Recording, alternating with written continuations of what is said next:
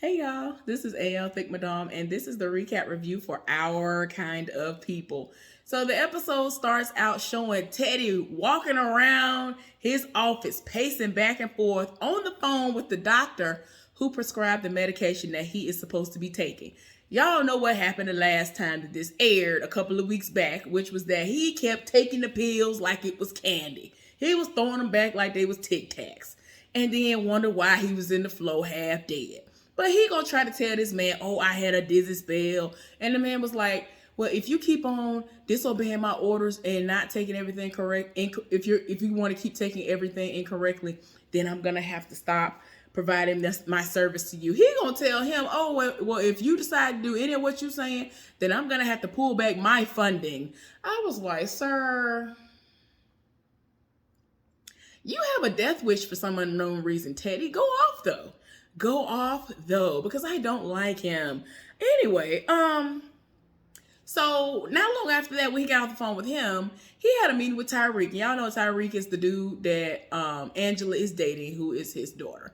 And so he was talking to him, and he was like, "Yeah, so when I was in my bathroom dying, pretty much, when I was in my bathroom, I noticed that you and my daughter were coming out of my study. So yeah, he knows about their relationship only because of that.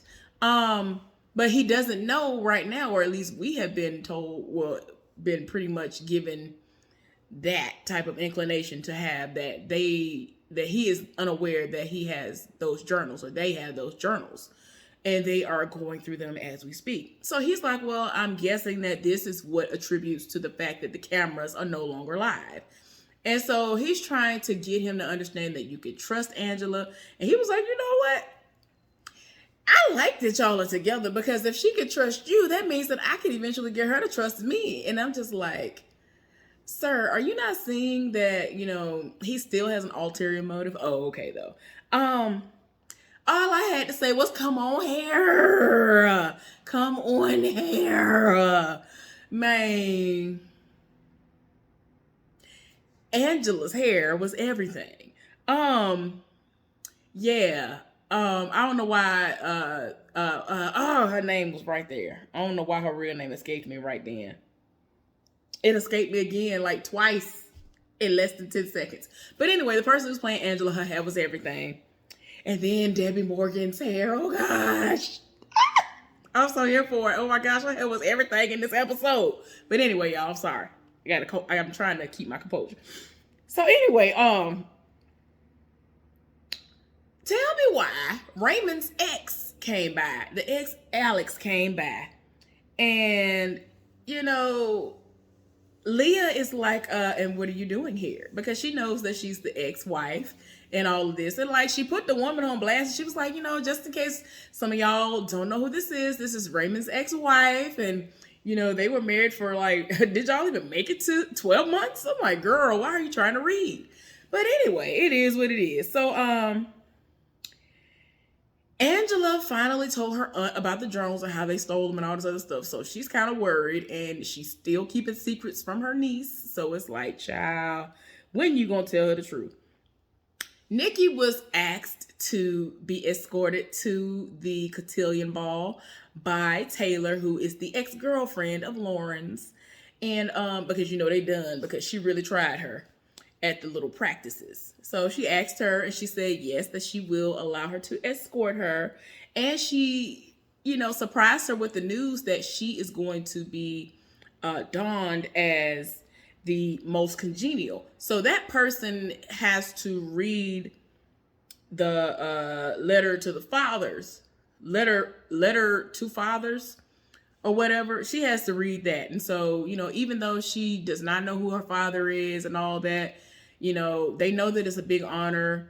And the debutantes got together and decided that she is the best suited to do that, especially since Lauren was kicked out, and because of what she tried to do to her. Angela is in the middle of reading a journal when her daddy busted in and was like, hey, how you doing? I like what you've done with the plays. I thought that I was going to have to help you, but you seem to have it under control. He over here bringing pearls and things, talking about, I was supposed to pass this down from generation to generation. My daddy gave it to my mother and whatever and all of that. And so he gave it to her so that she can give it to her daughter for the cotillion. And so he then said he had another gift for her. She was like, I don't want any of your trinkets. And he was like, no, it's nothing like that. And so he said, I received a letter from your ex, your child's father. And she was looking mortified, like, wait a minute, what you mean? He reached out to you. So he gave her the letter as if it's supposed to be one of the many ways that he can be trusted. And I'm like, child, whatever. And he was like, you can read it if you want to, but, I'm going to try to get him out. And so she was just like, kind of give me time to process this, because it's my life and Nikki's life, because she doesn't know him. And, I have not explained the situation to her. Let me, give me some time. And so he was like, okay, I'll do that. Child, he trash. And then, like, before he left, he pretty much let her know, oh, I like your relationship with Tyreek. And so she's looking like, wait a minute, how you know that? Child, you doing the most. So anyway, Lauren is at the house in the bed looking crazy. And her mom was like, you need to get up, clean, do what you need to do, figure out what you're going to do with your life, because you're not going this cotillion. So you need to do something. Angela and Tyreek are walking and talking, and Angela lets him know that she has read some of the journals, and one of the ones that she got to, she doesn't know if what Teddy told him about the passing of his father is true. And so he was like, he's told me that story over and over again. Like, I don't know what you mean. So he gonna have to read that for himself to understand what she talking about. But anyway, then she let him know that the ex is probably gonna get out, but she feels some type of way about it, because it seems as if everything is being handed to her because she is a Franklin, and she doesn't know how to feel about that, because there are other Black men who are incarcerated that she would love to be able to help. But it's like she doesn't know if she should feel elated that he's going to get the opportunity to be released, or, if she has the right to feel happy about that, because other people don't have that opportunity. And so she feels like, dang, my privilege is doing this. And so he was trying to encourage her and like, just be like, look, just let it be what it is. And, he ain't worried about the ex. So that's good that he don't feel like his position is going to be threatened once he gets out.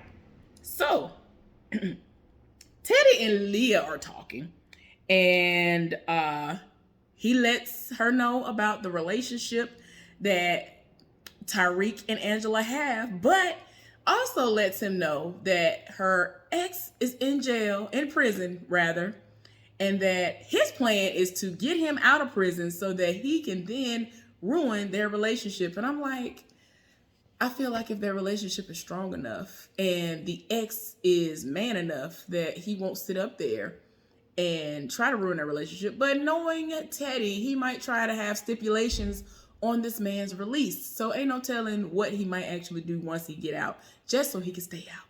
But we'll see as the season progresses. Child, it just will not even surprise me what he might have going on. So Teddy is over here acting like he's supporting his granddaughter. He's going to have to introduce her at the cotillion before she does what she's supposed to do in her role. Angela and Leah are talking, and Leah is about to get her hair done, or at least she's purchasing some clip-ins.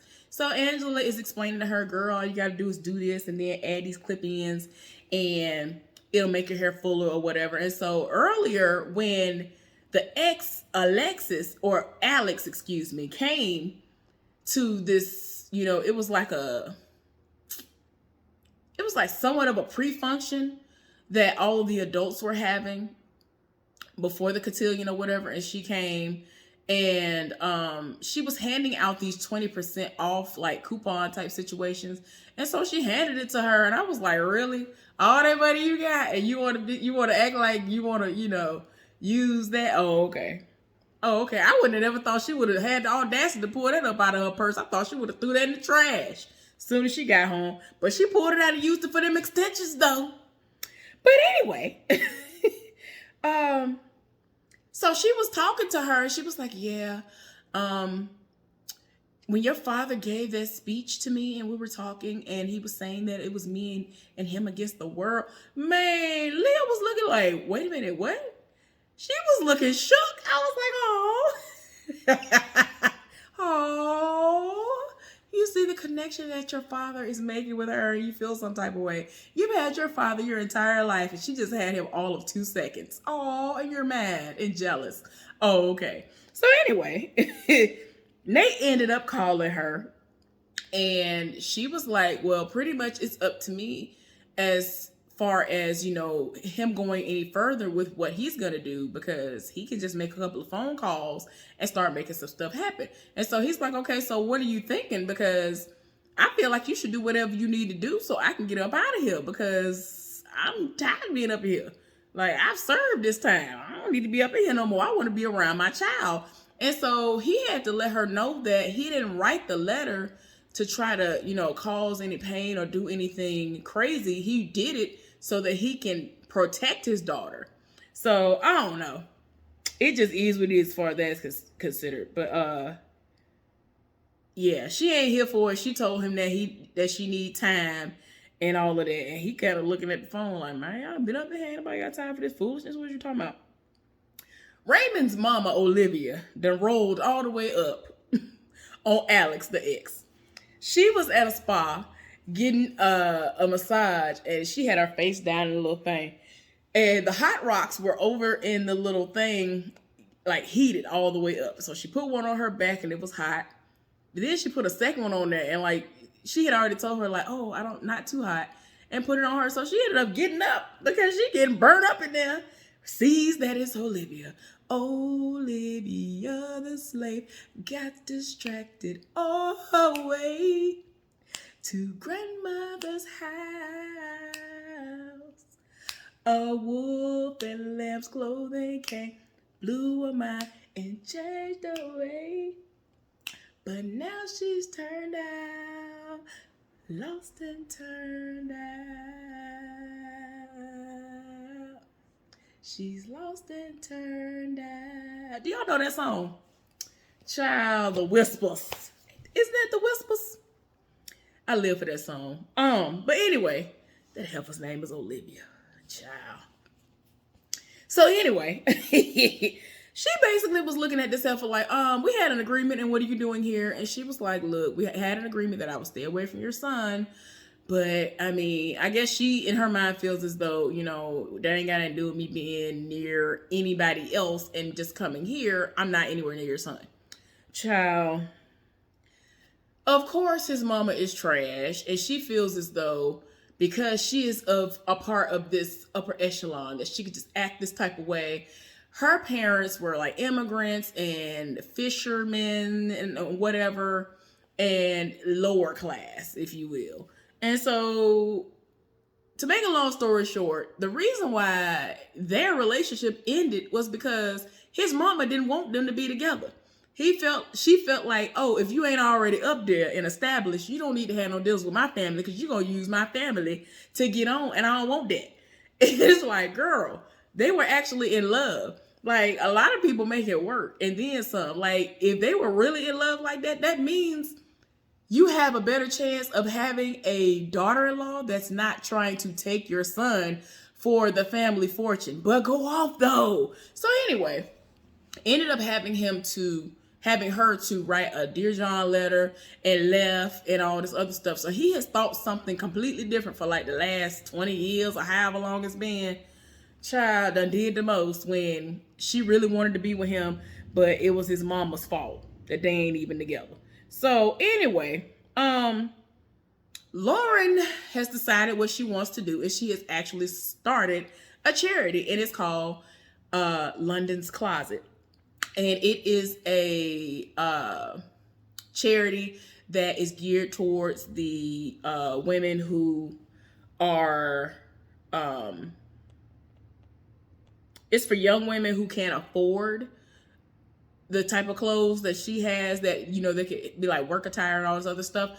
But she's donating those things so that they can be able to do what they need to do and, you know, not have anybody to shun them because they don't have the right type of clothes. Y'all don't even understand the struggle that I had growing up when I had to try to have, clothes for work interviews and all this other stuff because we ain't had the money like that. We didn't. Like, it is what it is. We did not have it. Like, the hand-me-downs were real. So anyway, but yeah, her mama is proud of her for starting that. She has gotten a lot of amazing buzz from the following that she has. Like, it's doing well already, off rip. So that's good. Well, her mama has pulled some strings and talked to the folks, and they said that heifer can come back. So she's back into the cotillion, and I'm just like, child, whatever. Because she was like, well, what are you gonna do with that dress? She was like, well, I don't know what I can do with it because it's not like I can wear it. So she was like, yeah, you can. And that's when she let her know she was back in the cotillion. Child, please. So anyway, the cotillion is now underway. And look, I had to say this. That dress that Leah had on was everything to me. It was really, really cute. She was looking good. So anyway, Teddy rolled up on Angela and Piggy. Peggy or whatever her name is. Do they call her Piggy? I know people, I'm not trying to be funny. I'm trying to remember her name. But anyway, her aunt. And upgraded them to the family table, which is the number one table, which is going to be the main table that everybody looking at. That are going to be in the attendance at this cotillion. And so the aunt acted like she needed something to drink, and then she basically shooed her off to go get her something to drink. So that's when she and Teddy were one-on-one. Teddy was like, yeah, I'm surprised to see you here. And so, of course she wants to see her. Why wouldn't she want to see her niece? Why wouldn't she want to see her niece do what she do? Child, this man was like, yeah. So it's interesting that you're here because, I have been able to pretty much buy my loyalty. Well, buy my, silence and, everybody being loyal to me because I've been loyal to them. He's pretty much bought these people silence by paying the people around him. But there are people who are still in service to him who know her secrets. And it's like, girl, you might want to get up out of here. So when Angela came back, this heifer acted like she wasn't feeling well and told her that she got to leave. Like, all them secrets that's going to come back. It's just too much stuff that's coming home to roost. This heifer had to leave a whole function.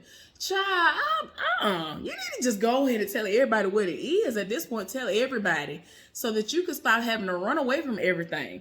But it's like, I understand, but at the same time, it's too much going on at the same time. It's just too much. So anyway, yeah, this heifer left. I am not a fan, and y'all probably gonna read me for this. I am not a fan for how Lauren's hair was styled for this cotillion. I think that on like the first episode when they showed her at some function, she had some beads. I mean, not beads. She had like some pearls styled some kind of way. Now that was all right.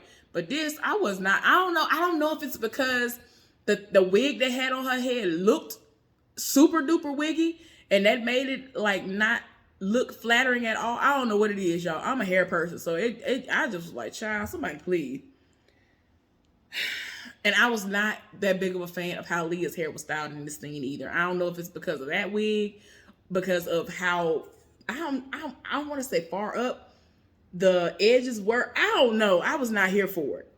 But it's like everybody else's hair was everything. Like even the other people who were like a part of, who were the parents and stuff. Like I saw some woman, her hair was short and it was everything. It was everything. But them two, I was like, what is going on? But anyway, that's just me. Y'all ain't got to agree. I'm just telling y'all what I saw, and I was just like not here for it. But anyway, yeah, Leah finds out from the ex who showed up to the cotillion that she was second best, and that they was only not together anymore because his mama ran her out of town and had her to write a Dear John letter. So she had her feelings. And so she went and said something to him and was like, oh, really? Am I supposed to be second best? That's the only reason why you're married to me? Child. He was like, none of that matters. We're together now. Child, what you mean? I would be done. Like, when? I was the consolation prize at this point. No, I'm not here for that. Like, no, sir. That's not it. Like, you lived for me. Like, I lived for you 20 years ago, but you didn't live for me. I would not be here for that. I'd be so mad. I'll be very upset. So anyway, Tyreek is like in a vehicle while all this is going on. He's taking the time to read one of the journals, and he is seeing exactly what Angela was talking about. Come to find out, in this journal, it says that Teddy shot his dad in the head, not that he committed suicide. So what has happened is, whatever the story. Okay, so the story that he keeps telling Tariq, and that he's told him this entire time, is that he went to go collect, and somebody that was high shot him. So later on in the episode, he ended up rolling up on Teddy. So yeah, we're gonna get to that in a minute. Y'all, Leah is very upset with her daddy because her daddy got up there to do his speech, and he put the speech away and basically used the time that he was supposed to have his speech prepared and to say what he was going to say to apologize for Angela, for not being a present father and all of this. The name of this episode is something about how it's a myth that the black father is absent or something like that. I was like, I mean, that's a myth for me personally, but almost all of my friends, none of their fathers are in their lives, or they have been more out than in, but I don't know about all that. Anyway, so yeah, you could tell the way that Leah was looking, that she was tired of her spirit. And I'm just like, again, Heifer, you've had him your entire life, even though the way that your mama was put away and how he's basically used you to do a whole lot of his dirty work is very, sketchy and not that of a actual, like, what a real father would do. Like, I ain't here for it. No. Bringing you in on the shenanigans. But you could tell she's jealous and in her feelings. And I'm like, child.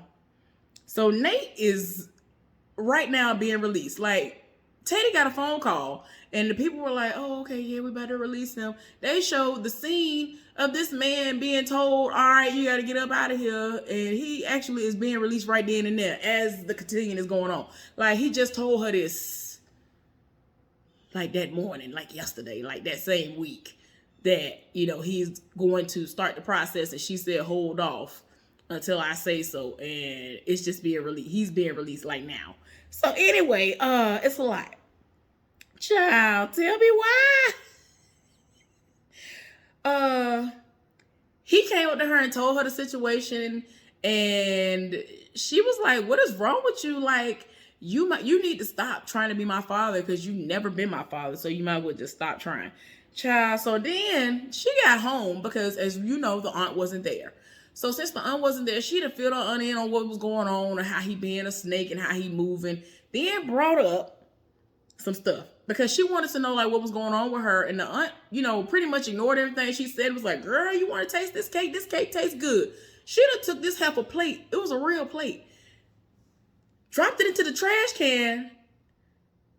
I was just like, ma'am, this heifer said, her aunt said, wait a minute. Where is it? Her aunt said, now you want to see some furniture moving up in this Mickey Ficky. I ain't heard nobody say nothing about no Mickey Ficky in so long. I was like, not Mickey Ficky. But anyway. Oh, Lord. So anyway, Tyreek approached Teddy and was like, you told me you told me this story. I don't know how many times about how my father died. So he was like, yeah. And so, child, he over here was like, well, I couldn't say that it was a suicide because if I had said it was a suicide, because now he's trying to make it seem like, oh, well, he must have found out that somebody is saying that it was a suicide, and we covered it up and made it seem like it was somebody that rolled up on him who was high, and that's how he got killed. And before he can confront him and be like, nah, it's you who did it, this man had a heart attack. Why, when he on the floor, Nate walk in the house, why are you inviting this man to y'all house? Didn't I tell y'all I felt like this fool was really having some up his sleeve, something terrible? But why have him up in your house, though? That's the part I'm not understanding. Like, all this money you got, you couldn't put him up in a little cottage or something somewhere on the land. Ain't nowhere else for nobody to live. Ain't no hotel or nothing out there. Oh, okay. That man came in immediately and had to help his baby's mama's new man with her daddy. who had just literally had a heart attack seconds before he walked into the house. So Angela actually was about to tell Nikki about her daddy when her aunt came in the room and said, "It's Teddy." So, we are supposed to infer that she was told that he at the hospital and had a heart attack, and they got there. She didn't know this man was there. So then he appeared. She was like, "Mom, who is that man? Do you know him?" Had to explain that that's her daddy. And then they show everybody looking at each other. Y'all, they done did the most. I'm so glad this show is back. I'm so glad this show is back. But anyway, hopefully y'all enjoyed the recap review of Our Kind of People. I thoroughly enjoyed watching it. It was so good. I'll be back for at least one more recap review, and maybe later on today I will do a Married Man side heifer saga, because there have been a couple of little developments that have happened that y'all might be interested in learning about. But anyway, please subscribe to my channel if you have not done so. Thumbs up this video, and let's get down in the comment section and discuss the foolishness.